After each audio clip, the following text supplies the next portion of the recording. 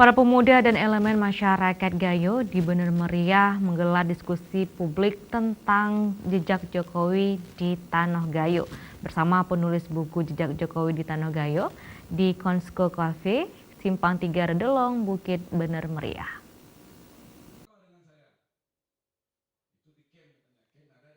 Sejumlah elemen pemuda dan masyarakat Gayo Bener Meriah menggelar diskusi publik tentang jejak Jokowi di Tanah Gayo yang merupakan daerah yang pernah didiami oleh Joko Widodo kala itu saat bekerja di perusahaan Pinus milik PT Kertas Kraft Aceh.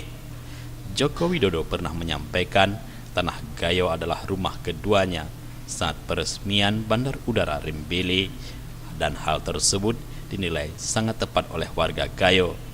Ini dibuktikan 3 tahun Jokowi pernah berdiam di Bener Meriah yang kala itu masih belum mekar dari Aceh Tengah. Jokowi mulai bekerja di PT KKA setamatnya dari Universitas Gadjah Mada Yogyakarta, sehingga ia pun hafal tentang seluk-beluk orang Gayo. Jokowi tinggal di kaki Gunung Burnitelong Bener Meriah pada pertengahan Januari 1986 dan kembali ke Solo untuk mengelola perusahaan kayu milik keluarganya pada tahun 1989. Jokowi di mata sahabatnya dari hasil wawancara oleh penulis buku Jejak Jokowi di Gayo adalah sosok yang santun, teliti, tidak suka dengan data yang tidak akurat. Jokowi muda juga dikenal dengan sosok yang bersahaja dan sering melakukan salat berjamaah dengan masyarakat setempat. Jokowi menyatakan bahwa Gayo adalah kampung halamannya yang kedua. Itu sangat tepat karena 3 tahun dia di Datar Tinggi Gayo, Aceh Tengah dan Bener Meriah, tepatnya di kaki Burnitelong. Jadi dia ke Takengon, ke Gayo ini awal pertengahan Januari 1986 dan pulang di 1989. 3 tahun dia. Jadi tahu betul seluk-beluk masyarakat Gayo dan sumber daya alamnya.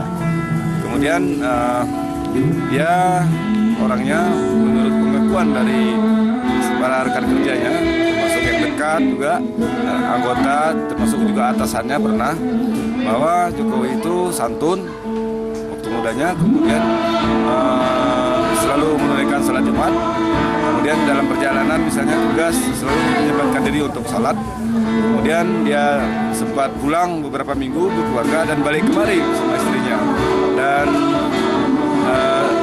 hingga menjelang si anak sulung pertama lahir baru dia kembali untuk meneruskan usaha yang dirintis oleh ayahnya. Diskusi ini diinisiasi oleh para pemuda Gayo. Soalnya Gayo pernah didiami oleh orang nomor 1 di Republik Indonesia saat ini. Sehingga dengan diskusi ini diharapkan dapat memberikan motivasi atau semangat lebih baik bagi generasi muda Gayo agar lebih berkembang ke depan. Dari Bener Meriah, Tim Liputan Aceh TV melaporkan.